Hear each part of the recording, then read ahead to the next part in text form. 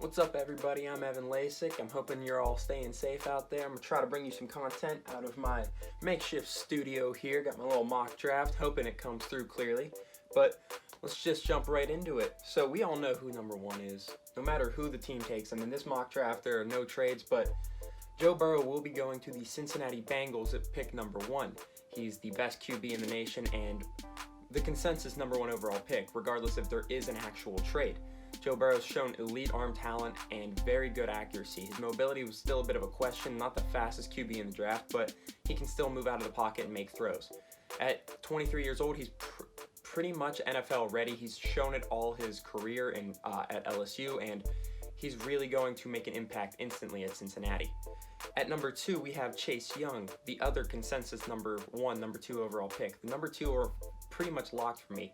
Chase Young to Washington makes a lot of sense. I wanted Jeff Okudah to go here, but Chase Young just makes too much sense to pass up on. He is the best player in this draft, a freak of nature, and you don't really see anybody else of his talent come in this draft as of recently. So as an edge rusher goes, he's the best one you're going to see in the next 10 years probably. At number 3, I have the Detroit Lions taking Isaiah Simmons. I think this pick makes a lot of sense. You could also make a case for Jeff Okudah here after they lost Darius Slay to the Eagles in a trade. But Isaiah Simmons really fills up a need that they have everywhere. He can play he can edge rush, he can be a linebacker, middle linebacker, outside linebacker. He can play free safety, strong safety. Wherever you want him to play on defense, he will play there and he will do a fantastic job. The Lions are a defensive needy team right now. They need a lot of holes. They have a lot of holes there. They need a lot of good players to fill up. No better place to start than Isaiah Simmons, who can literally play anywhere on the field. At number 4, this was a tricky pick for me because I could see them trading down, but Mekhi Becton is a great offensive tackle. He can play left tackle or right tackle. Huge athlete, and he's very young, so he can still mold and develop. Their left tackle is Nate Solder. He's about 33 years old, really washed up at this point, did not play up to par. The right tackle just a part of free agency. Becton is very agile for a man his size, and his power is just freakish. But I think he's going to really help Daniel Jones develop as a QB. He's going to protect him. He can play again either left tackle for Nate Solder or move over to right tackle. Wherever the Giants need him, he can play. At 5, Tua Tagovailoa. The Dolphins finally get their guy. It's been tanked for Tua all season, and I think they're honestly going to stick with it. Tua is a great athlete. His injuries are a bit of concern, but he's healing very gradually. Now, Tua has great arm talent, great mobility. He's a lefty too, so that kind of adds a surprise. We haven't seen a lefty in this league since Mike Vick started, but Tua is one of college football's greatest QBs in history. So, based on QBR accuracy and yards, but Tua is a fantastic athlete, fantastic player. It's been tanked for Tua all season, like I said, and I think the Dolphins are finally going to nab their guy. But if the Dolphins do nab their guy, the Chargers are definitely going to get Justin Herbert here. Herbert is the Oregon's quarterback, and he's had a very good season. He has a very good career at Oregon. His arm talent's still there. It's very good. He's very good mobility, but he needs something to take him to the next level. So I don't think they're going to start Herbert right away. They're going to probably roll with Tyrod Taylor for the first few games until he starts either tanking or they decide it's time for Herbert to take over the reins in Los Angeles. He's a great quarterback, but he does need that push to get him to the next level, which is the NFL. At 7, Okudah's finally off the board to the Carolina Panthers. The Panthers need a lockdown corner, but with a guy like Derek Brown on the board, you may be asking why. They need a lot of defensive help, and I think Okudah's the best place to go for this draft. Okudah is very strong and very good pass coverage, very good zone coverage. His zone is insane. He can also press you off the line, so he's going to be the best cornerback in this draft since I believe Jalen Ramsey came out. At 8, Derek Brown is a bit of a tricky one for the Cardinals, but they do grab a defensive tackle here. They were ranked dead last in defense, and that's not really good for an offense that's super good. You can't rely on your offense all the time. You have to build a nice balance. You can make a very strong case here for offensive tackle to protect Kyler Murray. He was one of the most sacked quarterbacks in the league last year, but he still won Rookie of the Year, still put up a lot of yards. He will fizzle if you don't get him protection, but right now you need to address the defense, and you can't pass up on a guy like Derek Brown, who's extremely strong, crazy through the line, and can really force some pressure in the backfield on any single play. At number 9, I have the Jaguars taking CeeDee Lamb. CeeDee Lamb is the consensus best wide receiver in this draft. Very good size, very good build. 6'2", great ball ability, makes spectacular catches, can still beat you on the run. His 40 time didn't show that much blazing speed, but he ran a 4.51, so he's not going to outrun a lot of corners, but he can really compete with them up in the air for the ball. He's a great route runner, and like I said, those jump balls, he usually comes down with those. Really has the ability to make spectacular catches on any given throw. At 10, Jedrick Wills out of Alabama will be taken by the Cleveland Browns. The Browns desperately need an offensive tackle to protect Baker. Their defense is pretty sound. They're getting Myles Garrett back from suspension. But to get their offense to the next level again, you desperately need somebody to protect Baker Mayfield. Jedrick Wills does that on left tackle or right tackle. He's one of those players that can play on either tackle spot. He's more of a natural... He is a natural tackle. He's not going to be moved in the offensive guard, but the Browns desperately need some help to protect Baker. Jedrick Wills really offers that. Jerry Jeudy is the second receiver off of my board at number 11. Jeudy is very talented. He's not the speedster that Henry Ruggs is out of Alabama, but Jeudy has the ability to take the top off the ball, still fly past the corners, but also beat you on his sharp route running and his ball skills.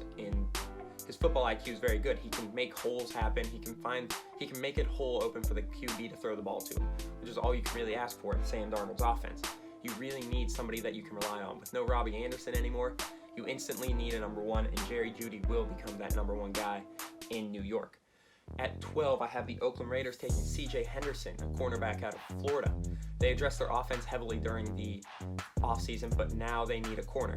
C.J. Henderson is the second best corner in college right now, or coming into this out of college right now. But Henderson is a very good zone corner, very good man corner.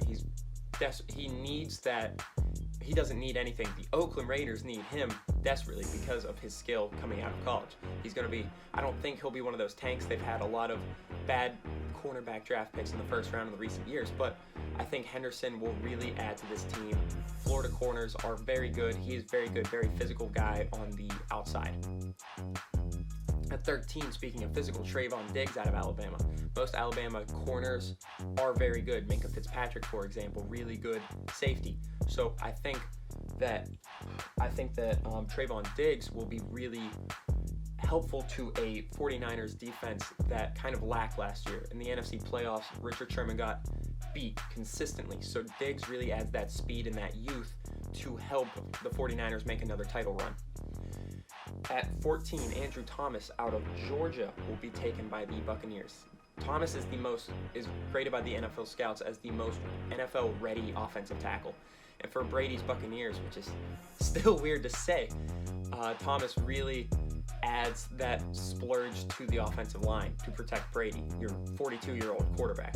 So at this point in the Buccaneers' career, they're not looking for somebody to develop. They're looking for somebody to add an impact right away. And to me, that is Andrew Thomas on the offensive tackle position. At 15, Henry Ruggs finally goes to the Denver Broncos, and I think that is one of those picks that are just in ink that everybody knows. If Henry Ruggs is there, that's who the Broncos will take.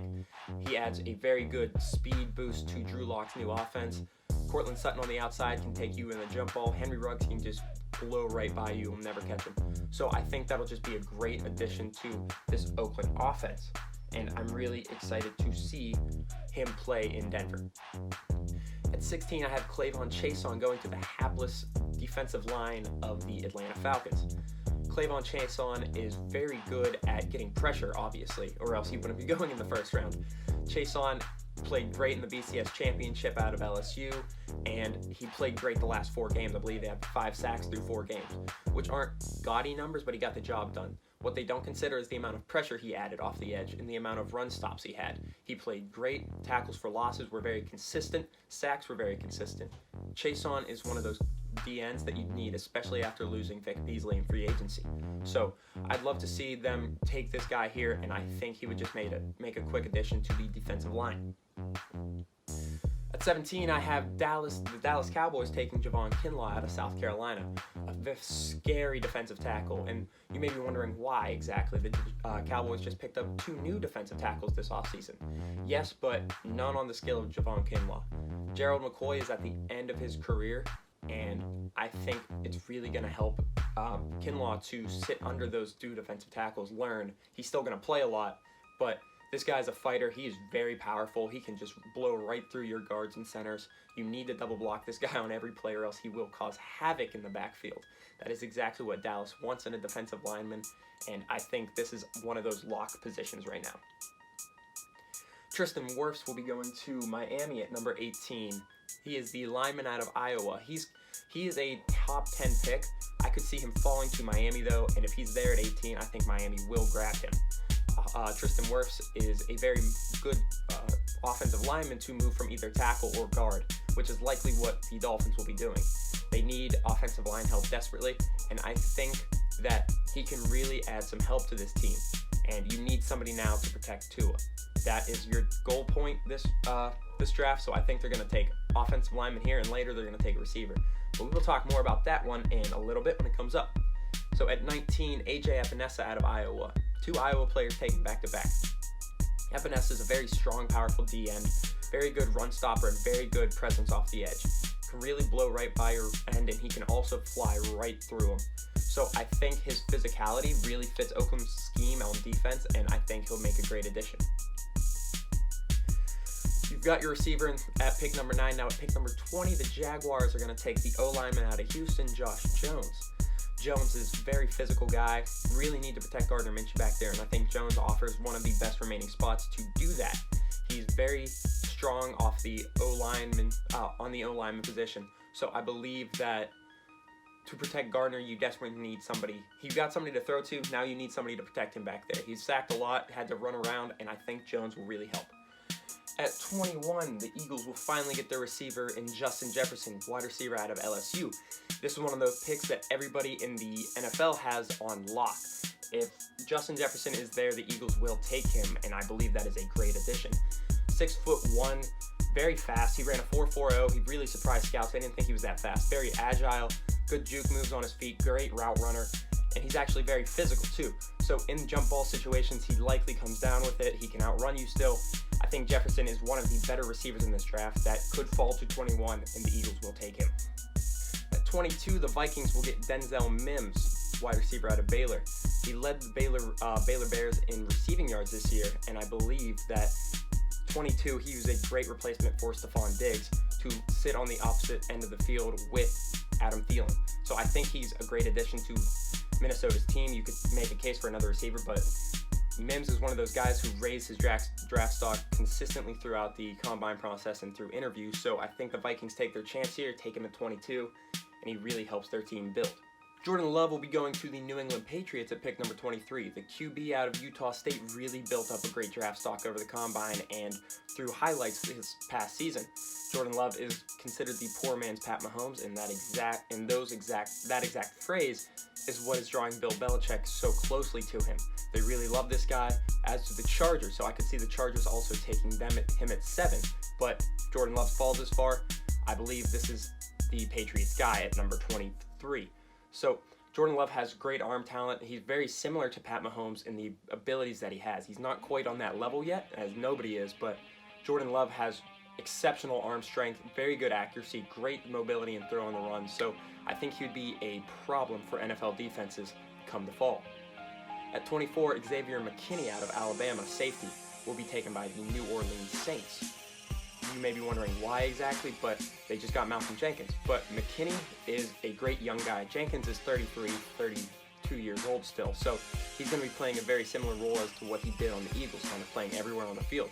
So McKinney adds that other safety spot a lot of added power and experience. So McKinney will be a very dangerous input to the New Orleans defense to make a playoff run again. They desperately needed some help on defense, and now they finally get it. You can make a case for receiver here, but I think they're going to address the safety position first. At 25, Christian Fulton, cornerback out of LSU, will be taken by the Vikings. They addressed receiver position needs after departing from Diggs, and now they departed from Xavier Rhodes, who was kind of burnt toast last year. Christian Fulton rarely gets burnt. He is a very fast corner, very good zone man coverage corner. So I think he adds a nice addition to Minnesota's defense, which is really lacking. They got rid of a lot of older people, and now an infusion of youth begins, and I think that starts with Christian Fulton out of LSU. T. Higgins will be taken 26 by the Dolphins. They got their QB, they got their lineman. Now they have a receiver to throw to. T. Higgins is one of the better ones. His draft kind of fell out of the first round. Still 6'4", very fast, very great ball skills. Being 6'4", can really beat you in the jump ball, but he's also very fast and agile. So I think T. Higgins will make a great addition to Tua's new offense, and I think he will instantly add an impact there. At 27, this is maybe a bit of a reach, it may be a bit of a fall. You can't really tell with Yetur Gross-Matos. The Seahawks desperately need another edge rusher. Jadeveon Clowney is still unsigned, so if they do get him, Gross-Matos and Clowney add great edge rush presence. Gross-Matos is a very quick guy out of Penn State. He can blow right past you. He rarely blows through you, but he can really beat you with his feet, which is what you want. His finesse moves are fantastic. He can still beat you on the power moves, but his moves around the offensive lineman or offensive tackle is what you really need to be scared of. At 28, Kenneth Murray will be going to the Baltimore Ravens, who need some linebacker help. After the rest of their team is very well locked up. I almost made a case for safety here, but then realized their linebackers are pretty old. They lost C.J. Mosley, and they desperately need some help. Murray is a great physical guy out of Oklahoma. Can really fight on every single play. He has beautiful football IQ. Can really read the holes. Can blow right past linemen with his speed, and also is very good in coverage. A.J. Terrell out of Tennessee, or not Tennessee, will be going to Tennessee. He is out of Clemson. Great player in their BCS title run. Still lost to the LSU, but I think he is a great corner, really integral part to Clemson's defensive back system. So I think he played great in the playoffs, and I think he played great during the regular season. Adds a lot of speed and youth to Tennessee's team, who's going to be losing. Adoree Jackson is in the last year of his contract. Malcolm Butler and Logan Ryan are both experienced, very old corners who they need to replace eventually. So I think A.J. Terrell is going to be one of the best options at 30 for them, or at 29 for them. Speaking of 30, Patrick Queen out of LSU will be going to the Packers. The Packers get a great pick in this one right here. Queen is considered one of the best linebackers, and I think he falls here. He's a very good football IQ like Murray, but I think the thing that separates them is Queen is just a little bit harder of a hitter. In this defensive system, I think Queen really will cover a lot more ground. He's great running through blocks and great at the pass coverage. He had a few interceptions. I don't know how many exactly right now, but he played fantastic at LSU, and I think in the Packers system, he's going to strive. At 31, Grant Delpit out of LSU. A lot of LSU and Alabama players going in this first round, along with some Clemson. So at Grant Delpit, adds another more secondary help to the 49ers, who really needed one. They got their corner and with the pick number 13, but now they get their safety. And I think that really helps for them. They don't have a lot of holes. They may need a receiver again, but you can get him in the second round. There's a lot of talent there. Right now, you should address your secondary, who desperately needed help against the Chiefs. So if you add a corner and a safety this draft, your title run chances are looking a little more better now. A little more better. Didn't make a lot of sense, but they're looking better. And at 32, Ross Blacklock out of TCU, physical defensive tackle. With 21 out of 22 starters returning, Blacklock is an obvious lock for me. He is a fantastic defensive tackle, really good run stopper, very powerful. He's not going to exactly get to the QB that often, such as guys like Aaron Donald and Fletcher Cox will do, but he's a great run stopper, and I think he is a very powerful guy that they desperately need at defensive tackle position.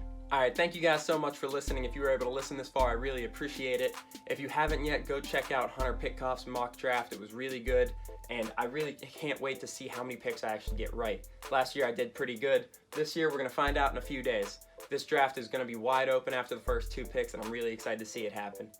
Make sure you subscribe, and I hope you enjoyed the video. Stay safe out there, guys.